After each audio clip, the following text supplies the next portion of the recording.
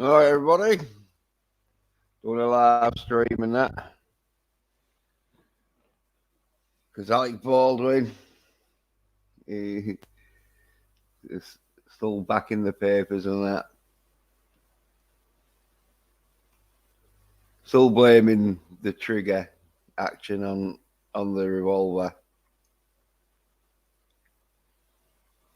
But you can see the dad, though, he's a bit baffled, a bit bemused. Oh, he thinks Alec can get away, thinks he can go away with none of the blame.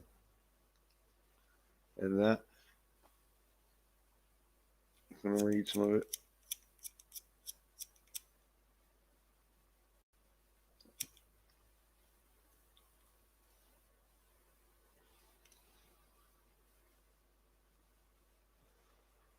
So, yeah, Anna Hitchens' father says it is hard for him to understand how Alec Baldwin cannot be held partly responsible for the killing of his daughter on the set of Rust, which, yeah, you can see where the dad's coming from and that, but well, the dad ain't gonna come out and proper want full answers because I think the dad knows that there was somewhat dodgy about that incident, and not just because of the trigger action, but anyway.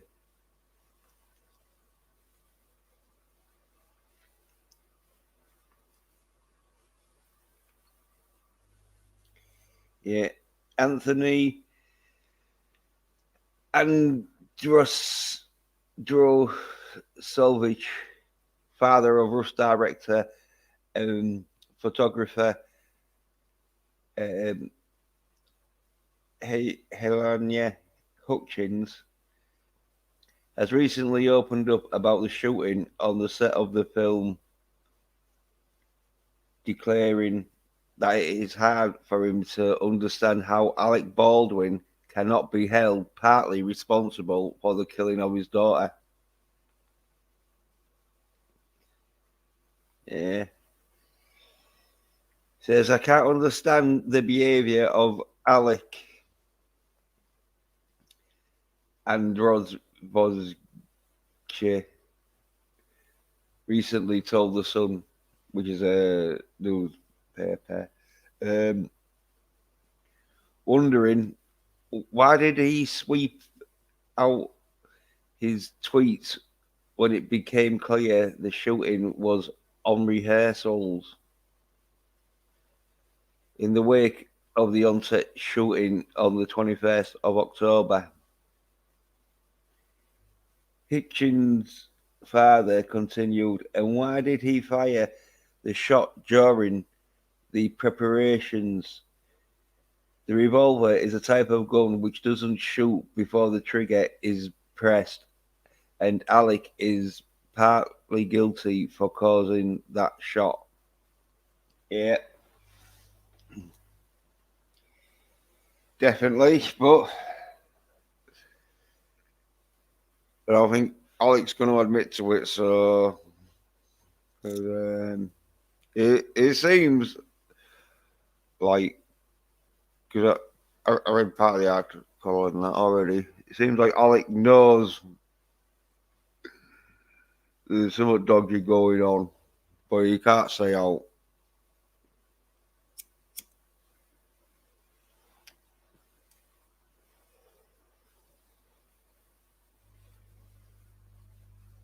It, it is clear to me Baldwin fired the shot from his hand, so it's hard for me to understand how he could not be held partly responsible for my daughter's death. And Rozjovich declared, adding that he doesn't know whether Helena's son Andros, 9, that means 9 years old, will ever fully recover from the event. Yeah, probably. Well, he's not. His mother's been took away at an early age, but anyway, and explained that Andros is slowly getting back to life, but this is a huge blow for all of us. Yeah. I know.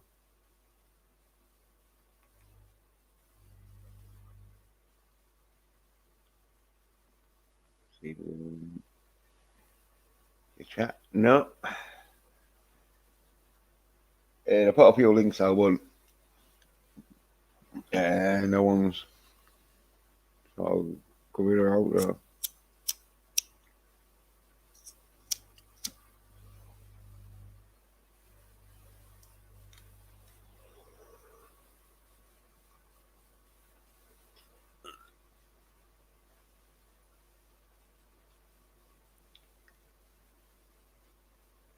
And so the Andros Divish had previously stated he did not hold Baldwin responsible for the killing of his daughter. Yeah, well, that's probably where he fucked up. He should have been like, oh, well, of course Alex is responsible. And then he might have, but now he's going from having no responsibility to wanting part of. So, anyway, as reported by the Sun late in October, in the wake of the shooting, Androzovich actually put the blame on the Fire Armories team. Well, he probably didn't realize that the Fire Armory team was fucking his daughter. I think she was doing like 2 jobs or whatever. So they're like, oh shit.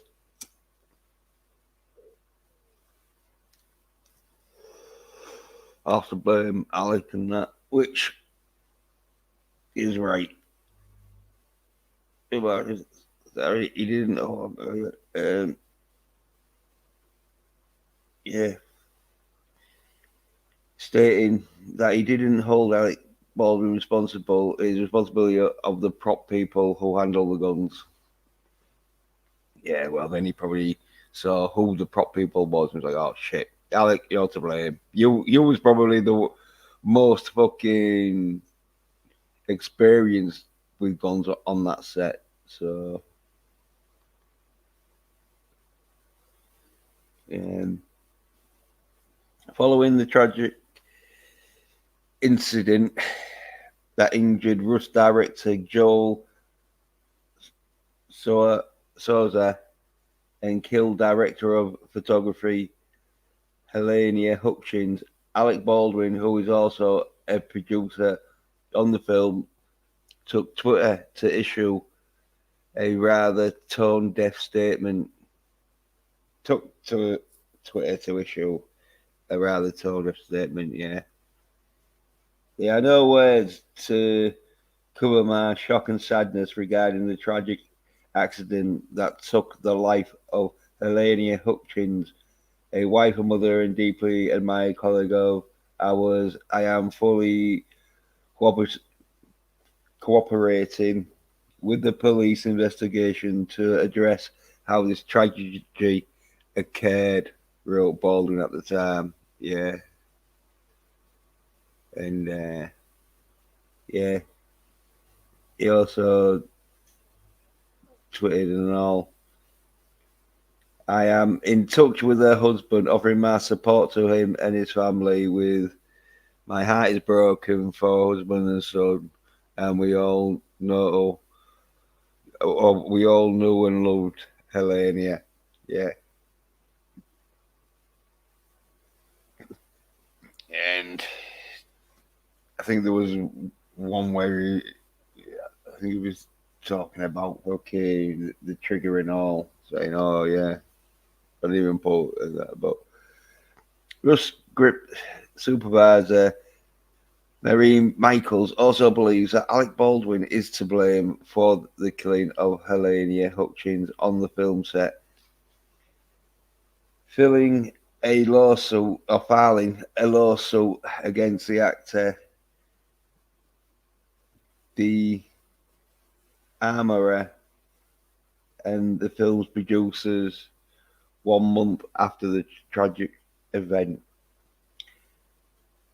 As per the documents, Alec Baldwin intentionally, without just cause or excuse, cocked and fired the loaded gun, even though the upcoming scene to be filmed did not call for the cocking and firing of the firearm. Yeah, so that's why he fucking don't want to admit anything on this. In a recently, in a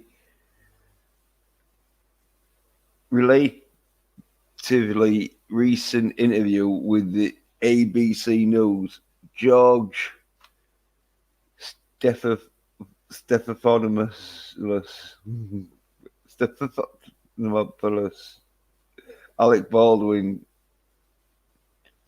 told his side of the story, making the family outrage, making the fairly outrageous claim that he does not feel any guilt for killing Hutchinson, stating that someone is responsible for what happened, and I can't say who that is, but I know it's not me.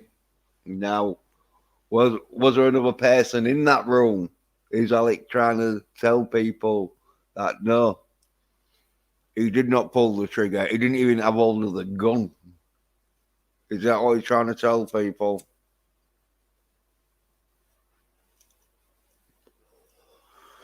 Don't know. And he's not on tonight's stream neither, so we can't ask him any questions. If he comes on, though, we'll ask him if he was the only one there who was holding the gun at the time. Baldwin also provided conflicting stories about whether the gun was cocked or not. At one point in the interview, he claimed he did not indeed cock the gun, saying, "So I take the gun and I start to cock the gun. I am not going to pull the trigger." I said, "Do you see this?" She says, "Well, just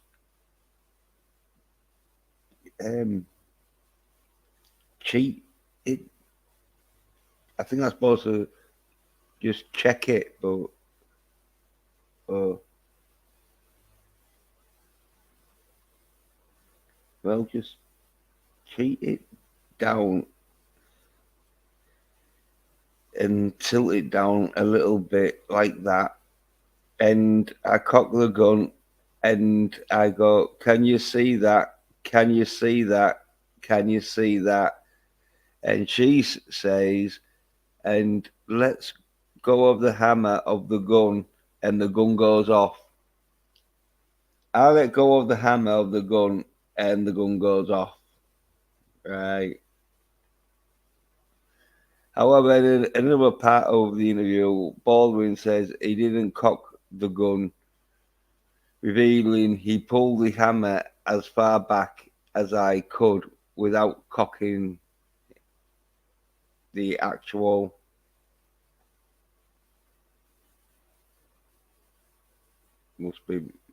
cocking the actual gun itself. But after doing the interview with ABC, Santa Fe District Attorney Mary Kama Always stated that the actor may still be criminally charged for the killing of Hanya Hitchens and for injuring director Joel Souza on the film set. Everyone involved in the handling and use of firearms on the set had a duty to behave in a manner such that the safety of others was protected, and it appears that certain actions and inactions contributed to the outcome. Kamax always told Deadline following the actor's interview.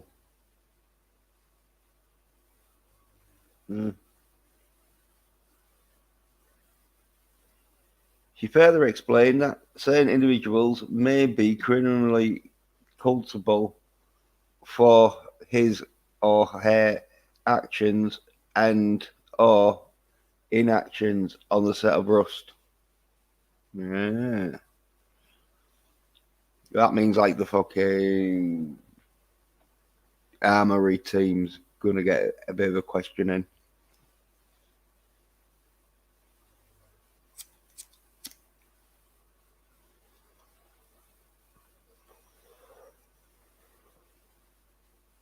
But yeah, and that she plans to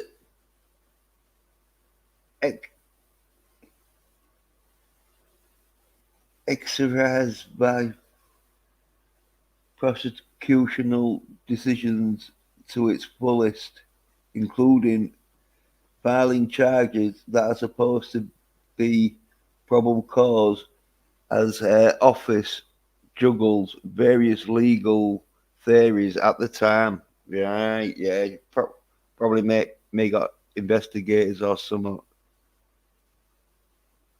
and all that fucking legal team and that.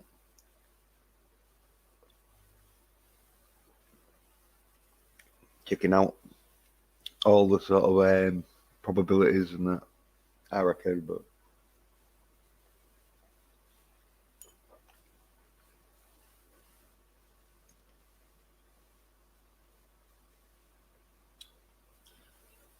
right. As the first judicial district attorney, I have not made a decision to charge or not charge any individuals involved in the shooting that resulted in the death of Helena Hitchens and injured Joel Souza. Carmack Altwaz asserted. Yeah. Well, probably it might be one of them where he finds out, oh yeah, it was someone else that just went in there, grabbed the gun off Alex, and went, right, you're taking the shit for this, you bitch. Fuck you, Alec Baldwin. Then maybe she might be like, yeah, don't put pressing charges. But it was like, oh yeah, Alec Baldwin did fucking clumsily fuck up his fucking um,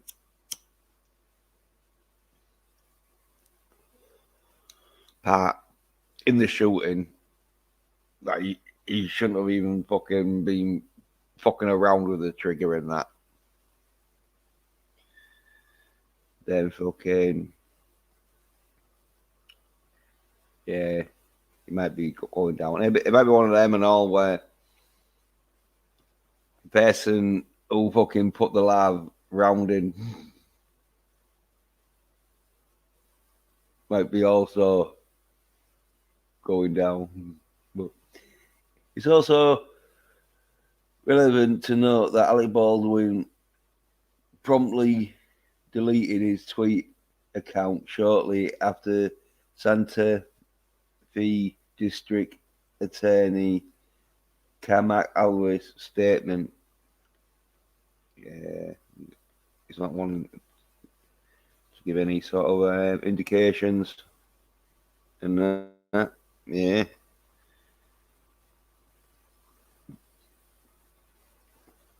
So, Alec Baldwin still claiming the trigger action was fucking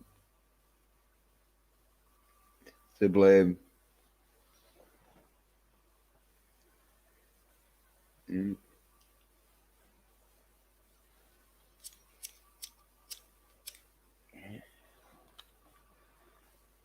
And like in other news, I'm bounding into comics.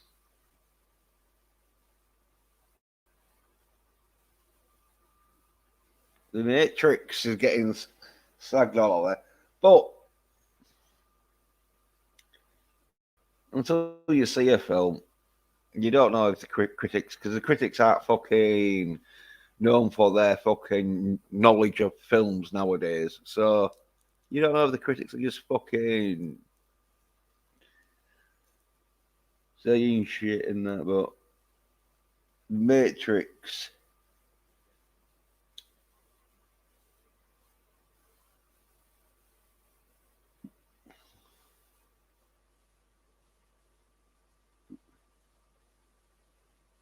resource reaction critics scores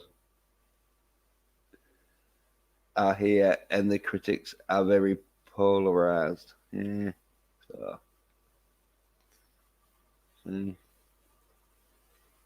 Critics scores for the fourth installment of the Matrix franchise, The Matrix Resurrections, has arrived, and the critics have very polarized reviews. Yeah. Um,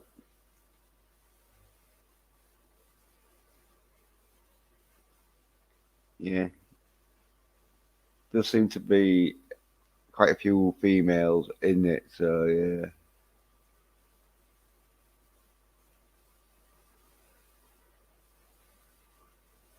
On Rotten Tomatoes, the film currently has a 71% score on the tomato meter from 113 reviewers. There are 80 fresh reviews and 33 rotten reviews. The average rating is 6.5 out of 10. Yeah, uh, yeah, it could be a bunch of fucking soy fest.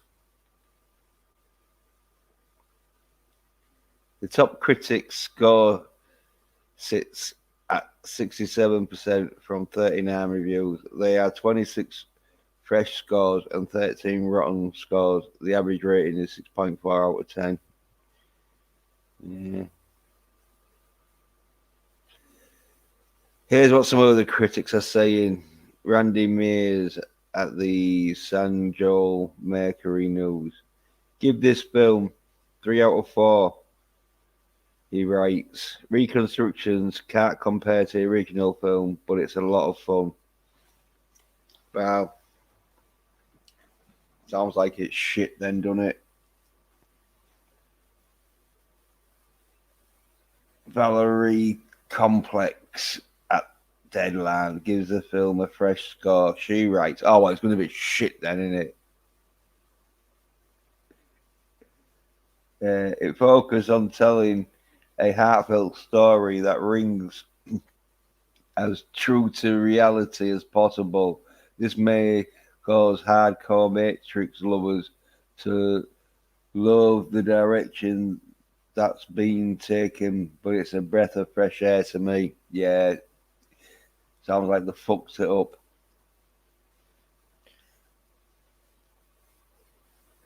Emma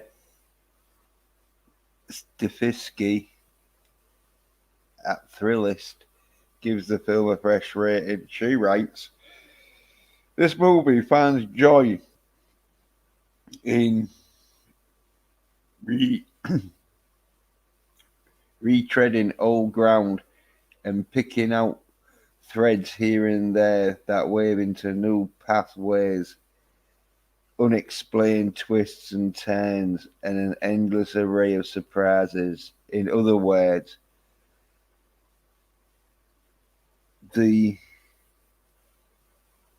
platonic idea of a franchise sequel. Sounding shit.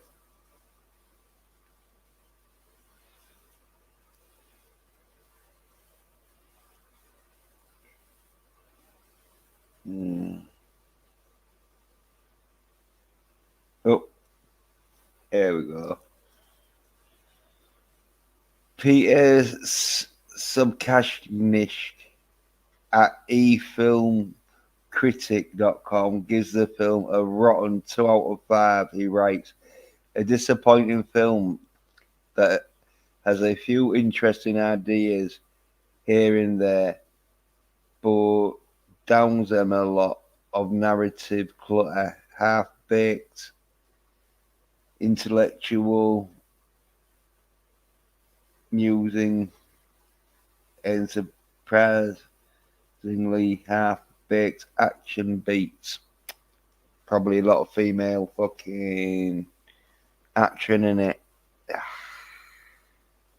think they fucked it up, man. I think they fucked it up.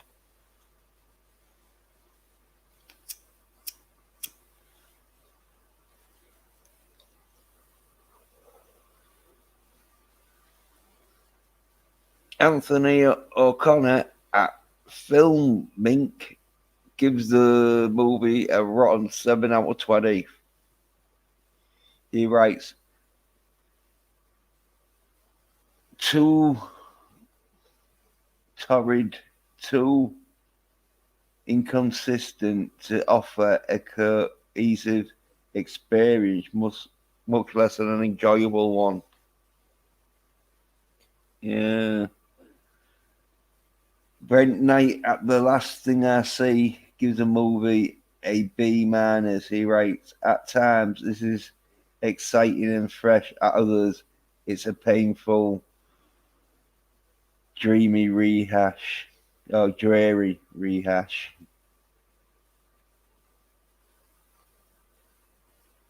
Yeah. Does look shit. And you see that. Where, oh yeah, what we're going to do is just scream. Right, yeah, great. Alec Bentley at Culture Map gives the movie a rotten review. He writes, ultimately, The Matrix Resurrections seems to serve no purpose. It neither reinvents the original heroes for a new time, nor introduces compelling new characters to have fans begging for more. Robert Kojak had the flicking myth gives the film 4 out of 5. He writes, a cleverly meta bombastic visual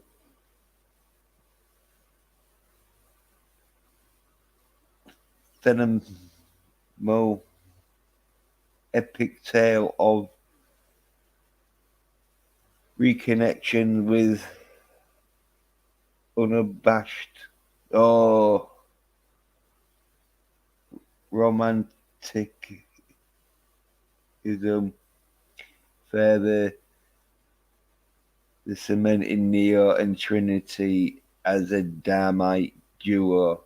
Right. Oh, God. Sounding shit now, yeah. Matthew Turner, the hero collector, gives the film 2 out of 5. He says, despite the best efforts of the cast and a small handful of good moments, this is a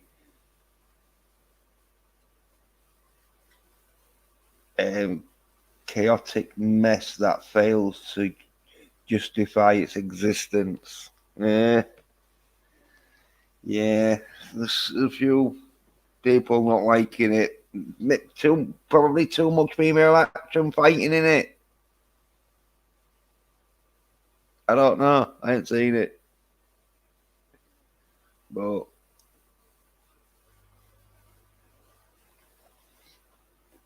usually when fighting films are a mess, it's because there's females in it.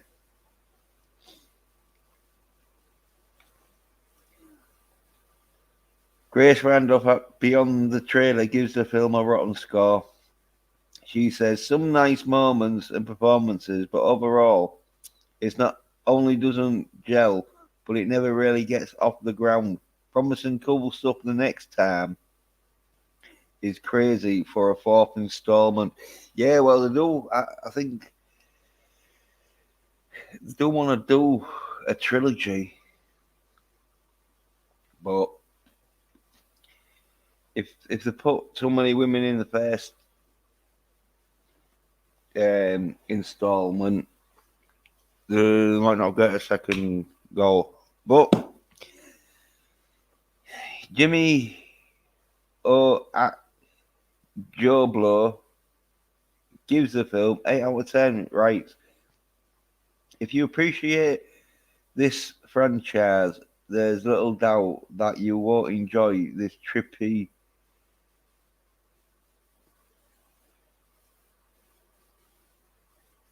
execution down memory lane. Well, that ain't much of a rating. That sounds like you don't know what the fuck Matrix is about. Like, oh yeah, well, it looked like the other ones, so yeah, well, I want people like it. Divvy sign head bitches, probably watching a lot of fucking Wonder Woman. Baby, you look at his fuck. Oh yeah, fucking love Wonder Woman. Gives a fucking biography, fucking of his love for Wonder Woman, but oh the Matrix. But anyway, Edward Douglas at the Weekend Warrior gives the movie 7.5 out of 10. He writes, looks pretty great and is frequently weird as hell. Well, you don't you don't want it to be too weird because Matrix ain't too weird.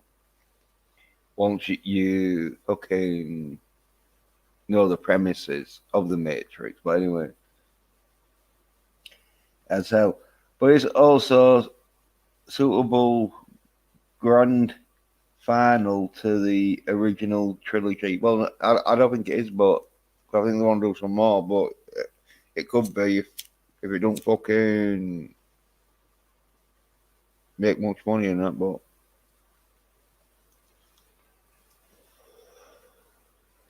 anyway,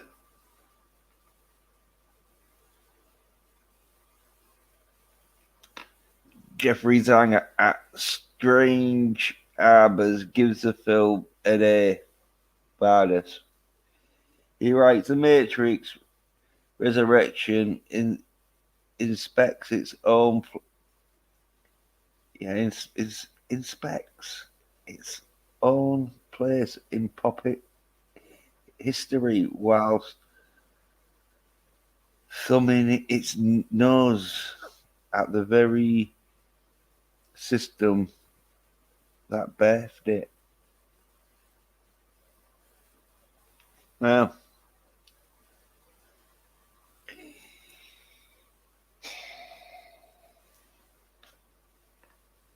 seems like he liked the film.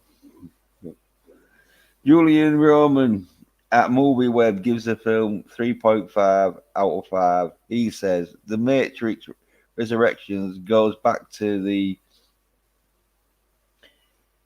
internal source code that made the original so captivating. Keanu Reeves and Carrie-Anne Moss are again an electric pairing on screen. Well, there's only a pairing on screen for the first one because, like, the second one, he pretty much like went off by himself.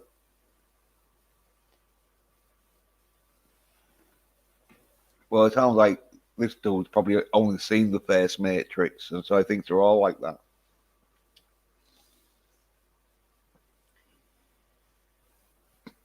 John Sabadera at Den of Geeks gives the movie 3.5 out of 5. He writes, This is no clinical corporative cash grab like so many of the other legendary sequels that have released in the decades since Neo's first saved Zion. Well, sometimes what you say might not be what fucking, but yeah. Yeah. I don't think I'll be watching it.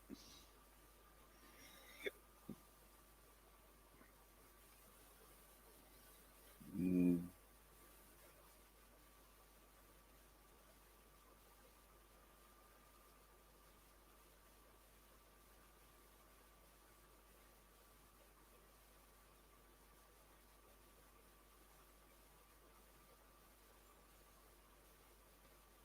Mm.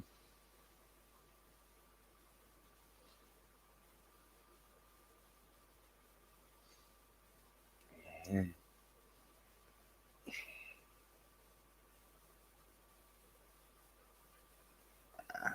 Yeah, it's not grabbing me. This, no.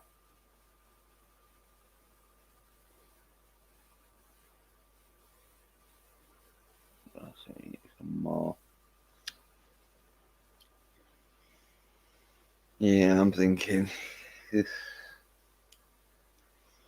might be one of them where fucking 2 and 3. But I was like that with the first one. The first one didn't grab me in the Matrix one until the second and third one came out. I was like, oh yeah, now it's getting good. But yeah, Keith Ochi at the Slant gives the movie an 88 out of 100. That probably be. He writes, where the love story was means to an end afterthought in the first Matrix, it's now the crux of the tale, and the emotional undercurrents are so intoxicating. Oh, I thought it was shit, but that it's more like, well, it's more than makes up for the relative in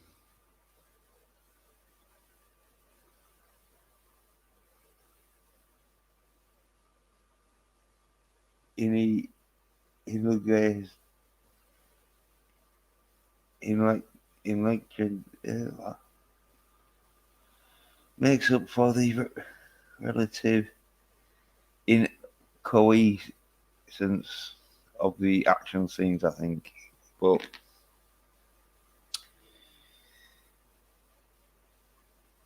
sound like another one who fucking can't follow the action scenes. But if they've got female actors, then it will be shit, and then I'd be wanting to turn away. But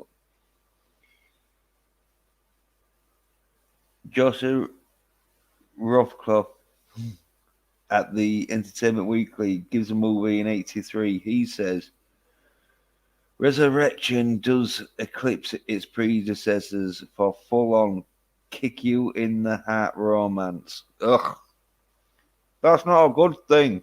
No, not for an action movie or fucking The Matrix.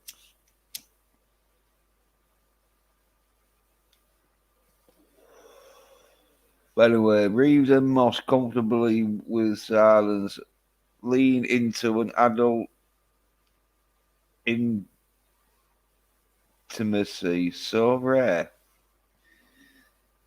in blockbusters that more thrilling than any roof jump through those are pretty terrific too. Uh, he likes the rooftop jumping. Oh yeah, that's what his fucking sort of big thing with the Matrix is, the rooftop jumping. But anyway, there's motorbiking through an exploding city. One of them clutching to another could be the most death fan deathfully sexy of a young year.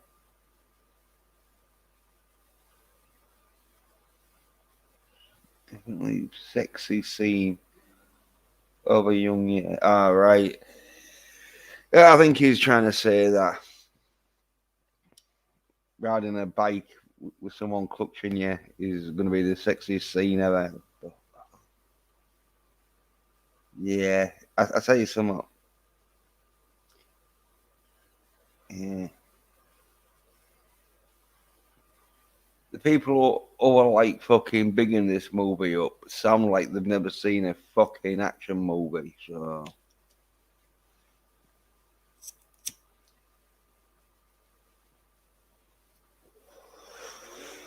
as I say, I don't think I'll be watching it. But Chris Evangelista, anyway, at Slash Film gives the movie an 80. He writes, "It would have been incredibly simple to give us traditional Matrix 4. Instead, the Matrix Resurrections takes it to a big budget and runs wild with it. And whilst there are more than a few stumbles here in any modern day blockbuster, that is this unafraid to subvert expectation in a way celebrating subverting expectation. That's not a good fucking way to have in your films. So yeah, the Matrix probably shy.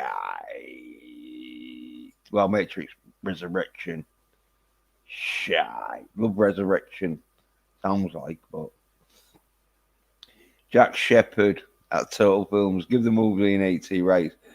Forget what you're thinking. The Matrix Resurrection is a twisty meta-narrative anchored by a love story for the ages. Oh, a love story for the ages. Another fucking phrase that I try and stay away from in films. But Clarissa Logery at The Independent gives the movie an 80. She writes, the fourth Matrix film offers a volcanic cluster of ideas with ambition. Oh, God. That sounds more like a chocolate bar than a fucking review. She's probably a fat bitch who fucking eats a lot of chocolate. She's just thinking of a fucking chocolate bar she'd like to fucking invent. Probably. I don't know. But, and a reminder that long black coats and tiny sunglasses are indeed very cool. Yeah, that's a more of like fucking these nonsensical fucking reviews where it's like, well, did you go see the film, or did you just look at the fucking front cover and give it a fucking? Because you could give the film a better fucking description by just looking at the trailer. Then and she went to go see the fucking film, but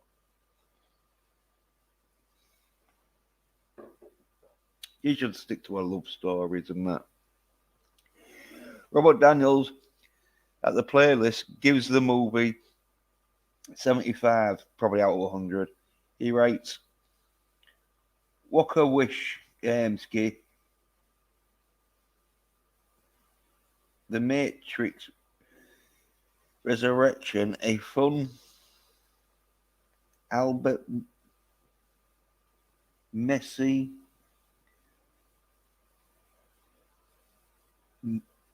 meta-actual sequel to the struggling to find its narrative footing sorrows wherever Wachowski focus on sci-fi's best power couple.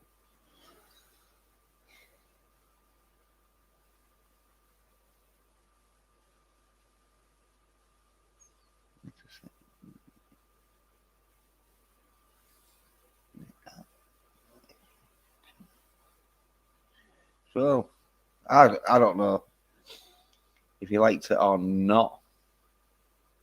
Sounds like he didn't like it, but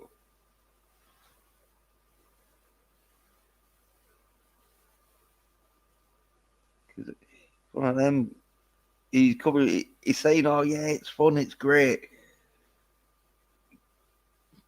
but it struggles to find the narrative footing. Well,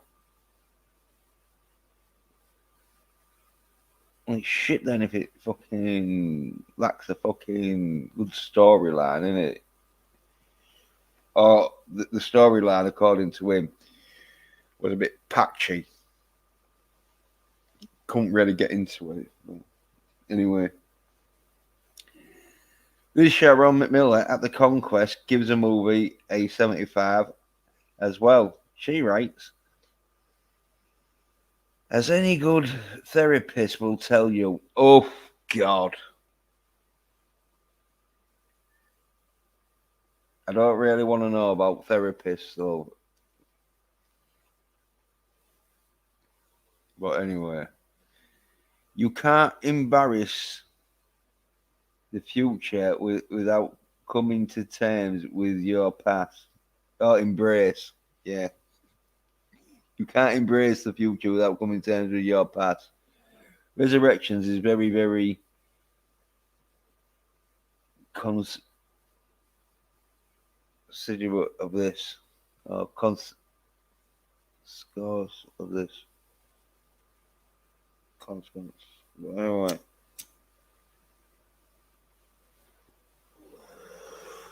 she's thinking it's just as good. I was sort of like, fuck it now. Oh, you can't go with it. Anyway, Donna Stevens at Slate gives the film 70. She says Matrix Resurrection is a movie into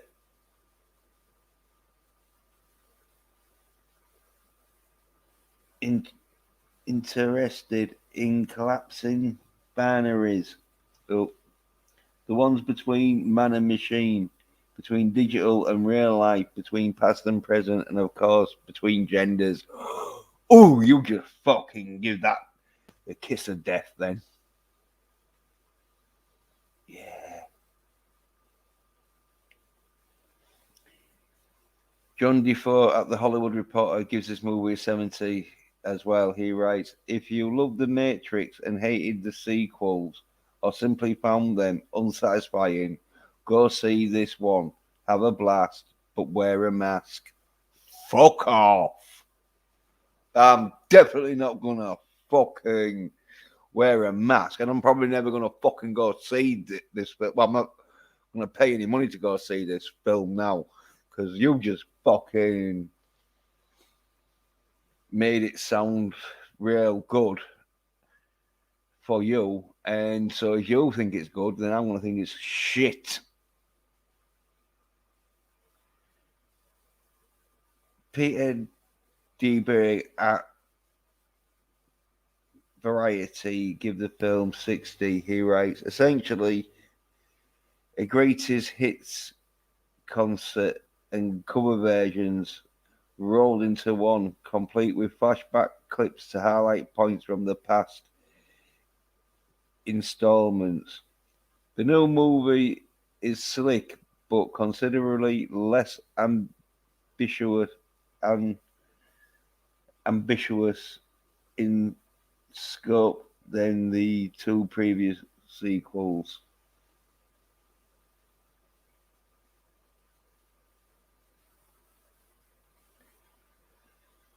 Yeah, I think he basically saying it's a love story that's shit because he's only given it 60, so he probably don't like it.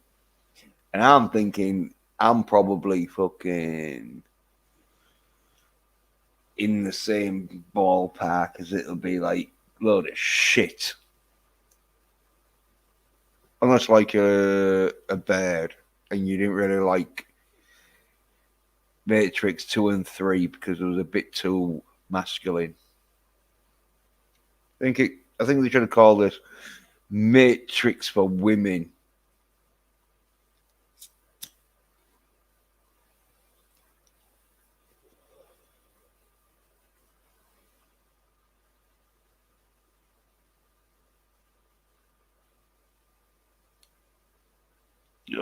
Tim Toby at the Telegraph gives the movie a 40. He writes, they are snatches of fun to be had early on before the teasing gimmick about reality and fakery expires. Well, the second half is just as slavish, just as slavish rehash of the series' best known tropes. Unlike Alice in Wonderland crossing through this looking glass, we may simply wind up less and less curious. Yeah, I think he said it shit. Maybe the fighting scenes were fucking soy as fuck. They had too many women doing the fighting scenes. They got took out of reality and put into a sort of like fucking female sporting arena. And it's like, oh, fuck, this is shit. But Brian Laurie at CNN gives the movie a 35. He writes, whilst Resurrection again offers a choice between the red pill and the blue pill, the one thing that won't be necessary, especially for those choosing the home viewing option, is a sleeping pill. Well, yeah, CNN just don't like the Matrix for the red and blue pill fucking situation that fucking got the red pill meme going. Oh yeah, CNN it could have been the greatest fucking Matrix film ever. CNN are gonna lowball it. Therefore, they don't want people watching the fucking first installment of the Matrix. So like, oh shit, too masculine.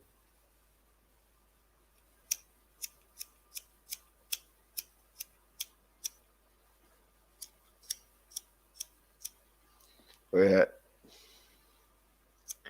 think I'll give it a miss.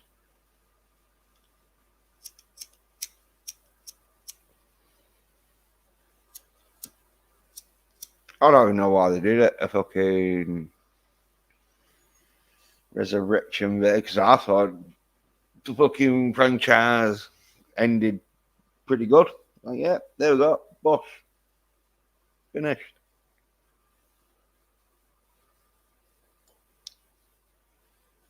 Should have been like Back to the Future, where it's like, no, it finished there.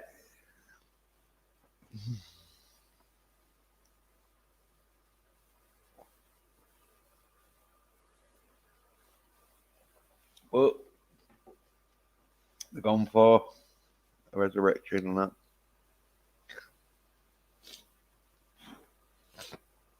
Well, yeah. Another story and all. Okay.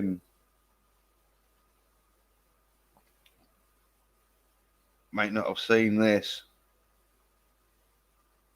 but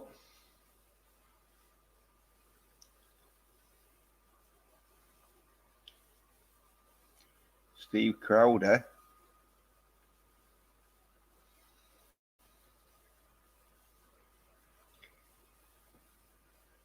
did a fucking stream on Rumble. Know you this?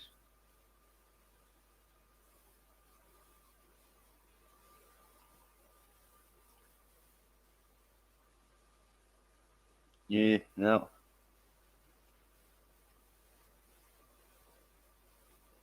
The stream, yeah, was about like FBI involvement in the January 6 riots and that. But he, at the end, Started talking to fucking Quarter Black. There we go. Oh.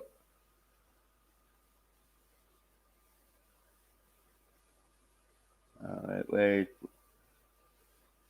Yeah. Yeah, there's Quarterback. And look, yeah, he, he's going on to Ned Soyrotic. Soy Nerdotic. Which is good.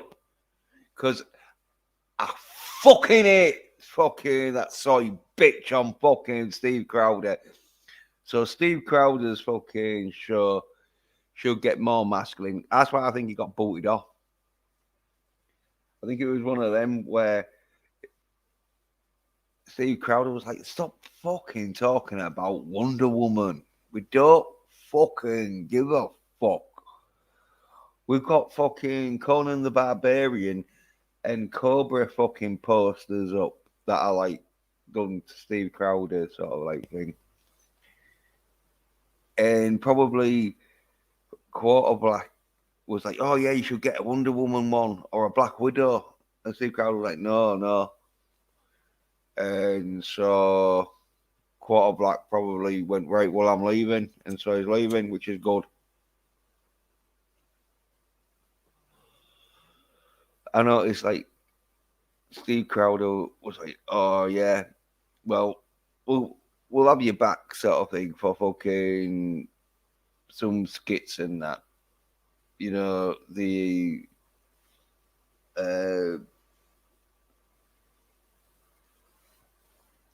little sad sketch fucking things to do. Because, yeah, he's not bad at that, as in, he's not soy because the always, and if he is soy, then they can just work on that in the fucking skit. But it's like, yeah, no, we've had enough of you fucking crying like a little bitch when we say Shang-Chi's fucking masculine action. And so, yeah, Quarter Soy is going to Soy Nerd Rotic, which is fucking like my Christmas present. Like, yeah. Get off Steve Crowder. You know it's too masculine for you. You need to find yourself some other soy nerd bitches who you can relate to when you're talking about Wonder Woman. Because you know he's going to be talking about Wonder Woman 3. And not like I'm talking about it as in it's going to be shit. You know he's going to be bigging Wonder Woman up, Wonder Woman 3 up and that. And so Crowder don't want him on there because he's like, oh no, I know you're gonna go watch Wonder Woman 3 and you're gonna start bigging it up. No, fuck off. So yeah.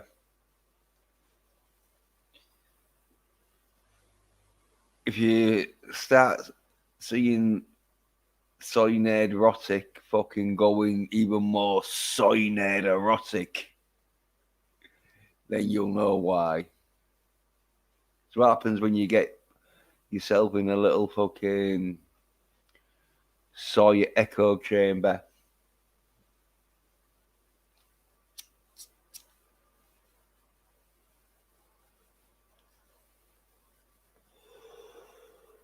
But I'm not fucking complaining. I'm happy as fuck.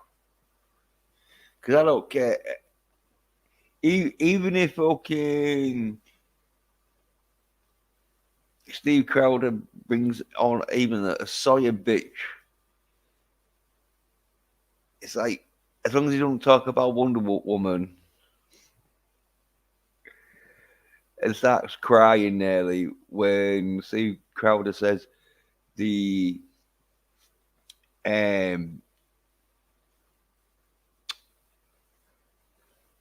Shang-Chi's masculine action.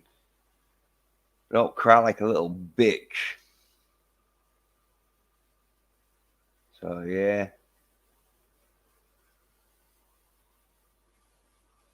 I'm fucking buzzing because now all these little bitches, they're gonna be fucking knowing what soy fucking erotic is all about. Oh, I can see that going soid, so soid that it'll be like fucking hell because I ain't seen it recently, so I don't know how soy that fucker's going, but you know they won't be talking about Shang-Chi fucking 2. So them soy bitches.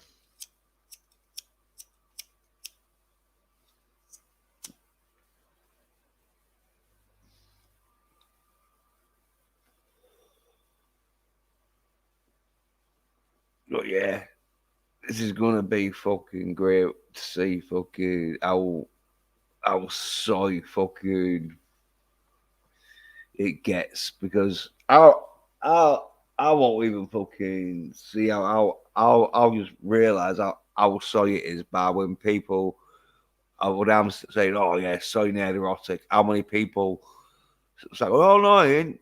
Or how many people will be like, oh yeah, you was right, you was right. He's soy as fuck. Well, that's what they want to do. That's what they can do. They want to be soy little bitches and read Wonder Woman comics and fucking slag off Shang-Chi films. Let them do that. That just shows fucking you what the future of this fucking soy fucking MCU is gonna be like.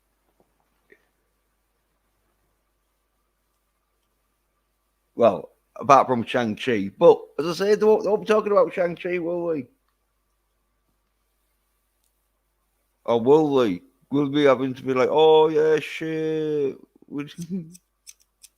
when they're being told, oh yeah, fucking if, if you don't fucking like masculine action, people are calling you a soy nerd, bitch. But we don't know what Shang-Chi 2 is gonna be like, so because it might have Captain fucking Marvel in it, and then it'd be like, oh, then I'll be like, oh shit.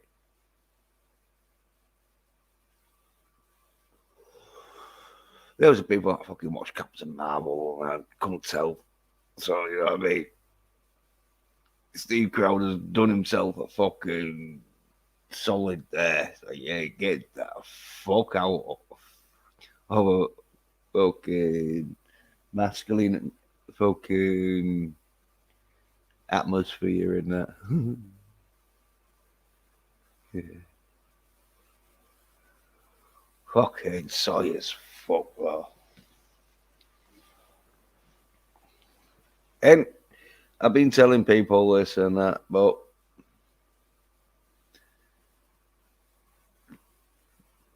they still won't fucking realise, even when they're going to see fucking Wonder Woman 3, and they saw how bad Wonder Woman fucking 1984 was. Like, oh. That's why I fucking stopped listening. Like, fuck that shit.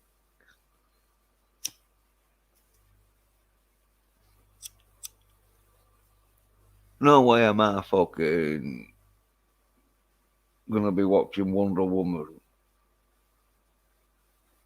and Black Widow and fucking all the other fucking MCU list, apart from Spider Man and fucking Shang-Chi. And even Spider Man might get fucking soid. So where it's not even Spider Man no more. It'll just be fucking Spider Gwen.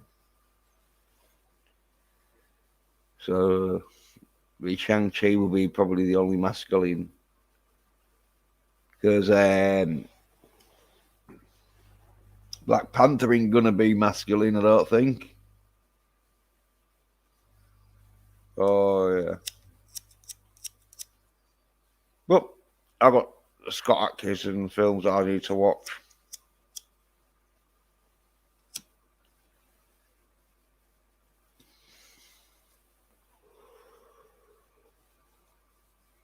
And some other films and that. But yeah. Okay. The MCU. What a pile of shite that's gonna be. They're only gonna be fucking Shang-Chi. I reckon it's gonna be anything worth watching. Because Hawkeye is fucking terrible. And that's just season 1. Wait till season 2 gets fucking done. Oh. Well, they probably start talking about with hope. It's like there's no fucking hope there. But that's why I can do this shit though. That's why I can fucking talk about these soy-head bitches being soy-heads. Because it's like, you can't tell. You can't tell how soy this shit's getting. Well, I say it's up to them.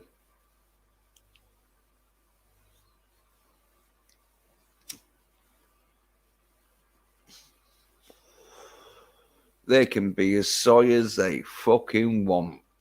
Because I'm not fucking bothered just as long as they want me to be a soy little bitch like them. Oh, yeah, you could be a soy as fuck.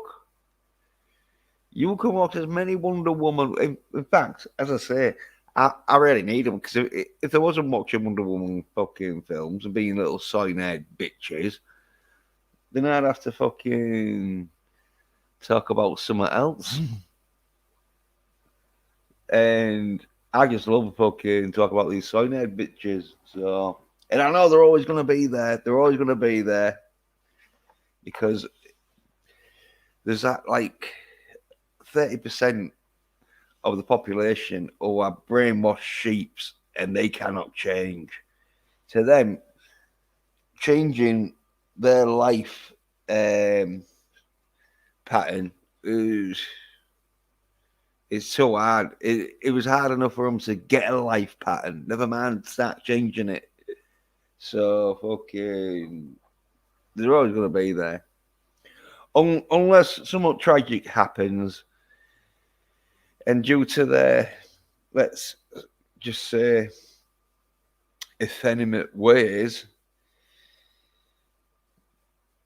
they end up being raped or murdered. You know, that's the only way that's going to stop it. But it's up to them. You know, they want to be like that. They can be like that. Because as I say, it's a win-win situation for me.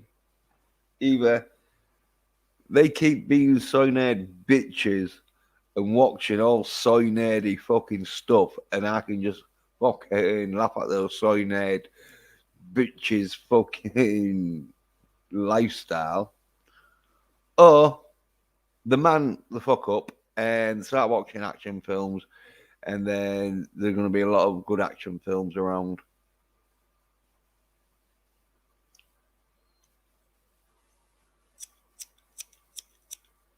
So it's win-win for me. Because talking about action films, we're watching a film tomorrow. Remo, Unarmed and Dangerous. I have to do the thumbnail and all that shit.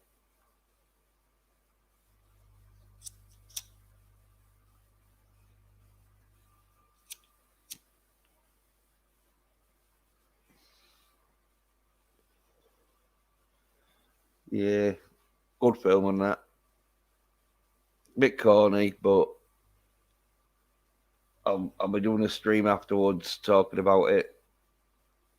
Hopefully, should have some people on the panel giving their views. You know.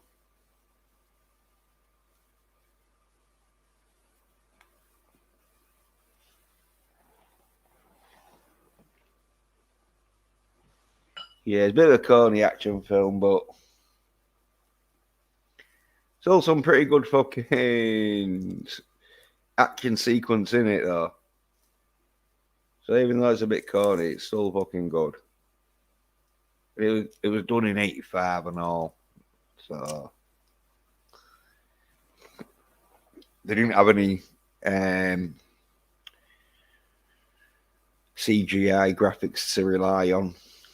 So they had to do a few things practical.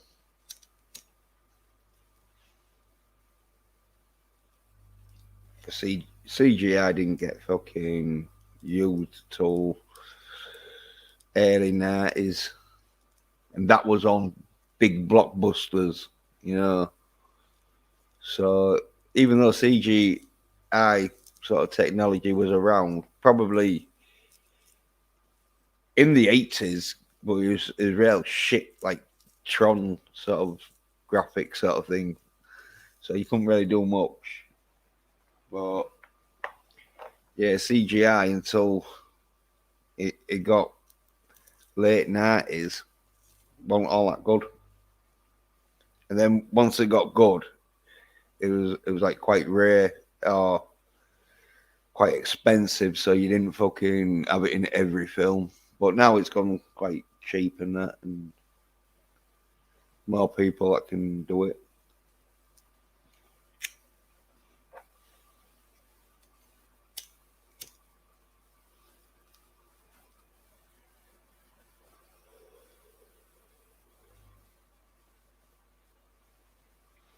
But yeah, some good fucking action in it though.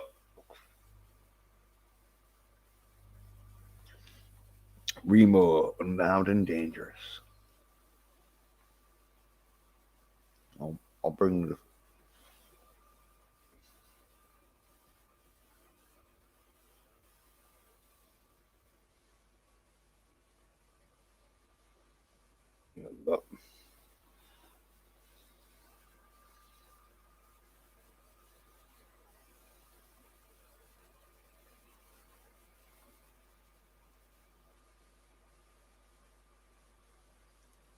Yeah, Remo Williams.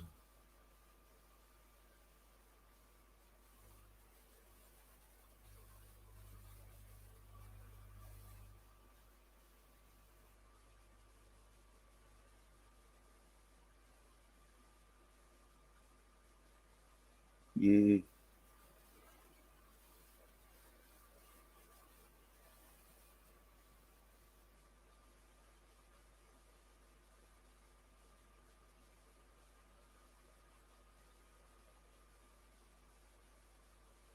yeah, Remo Williams, Unarmed and Dangerous. Um,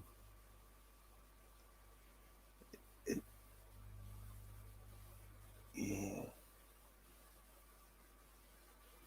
yeah, yeah. Fred Ward. Okay, stars of it and that.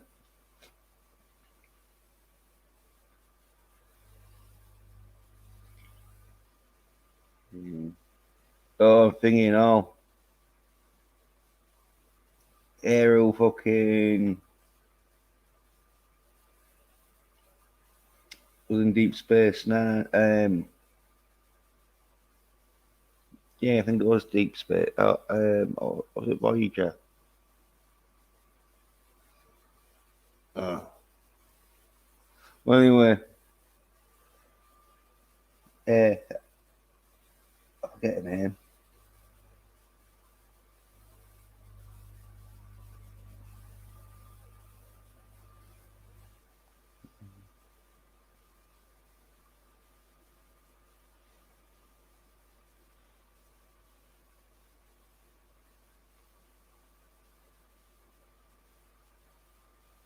yeah, she stars in it and that as like a army officer.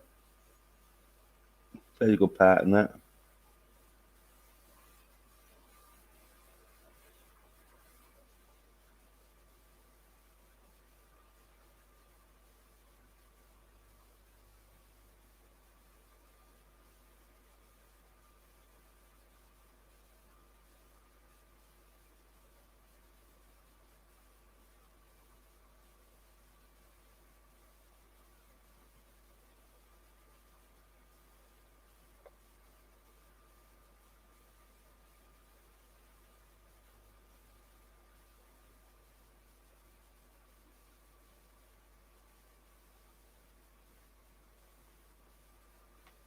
Mm-hmm.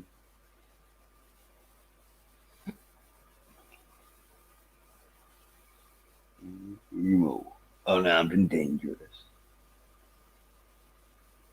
Because it has like two. There's Remo Williams, unarmed and dangerous, and there's also Remo, unarmed and dangerous.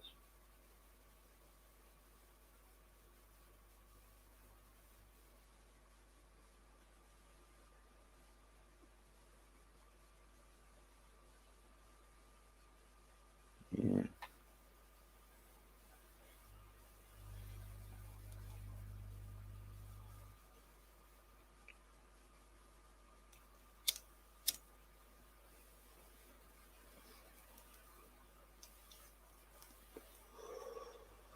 So yeah, I'll be watching that. Probably the stream start uh,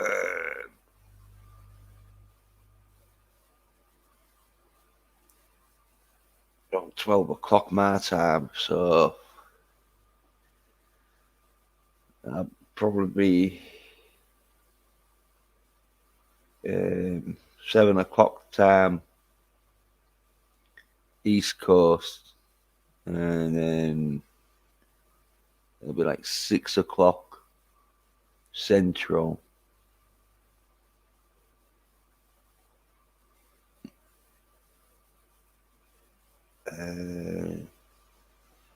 I forget what it'd be West Coast, or even early, about 3 o'clock in the afternoon.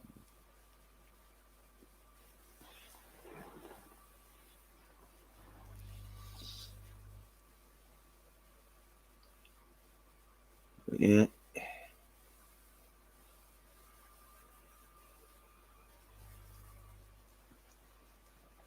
Oh, right. You should play it in that because I'll have to make sure everyone can see it in that and hear it.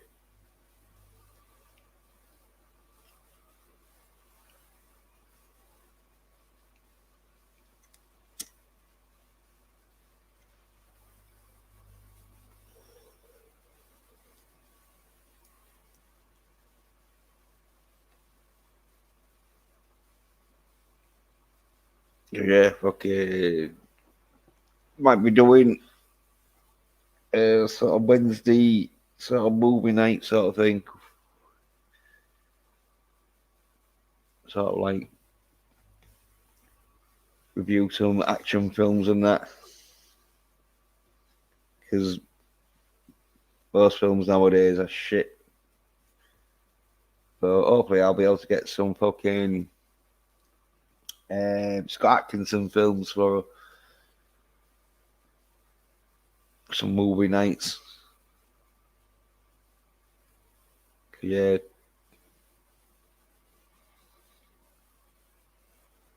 I'm like wanting to get that Castle Falls or that One Shot to review on a movie night.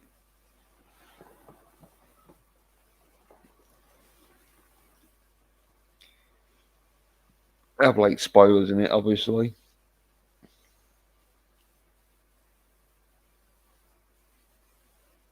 Like, yeah,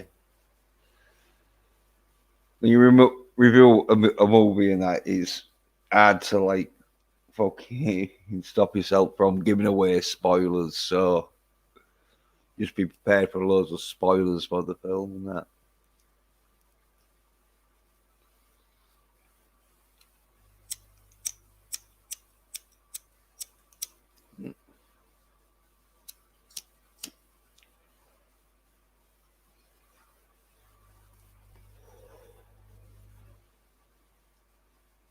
Yeah.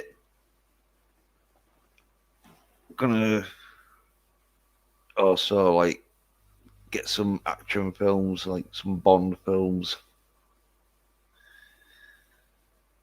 And some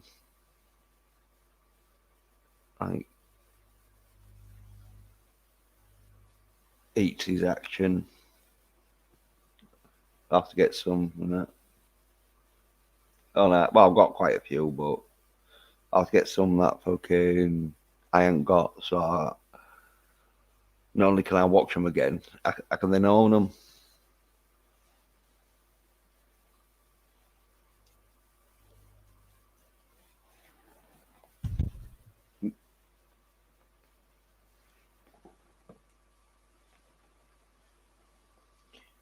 Yeah, well,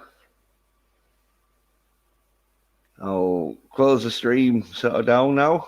Yeah, I know one popped in, and like, yeah, and one of them sex bots was in the chat, but like, yeah, uh, but I won't put them on because maybe that's why they're popping around because they want to be put on screen. But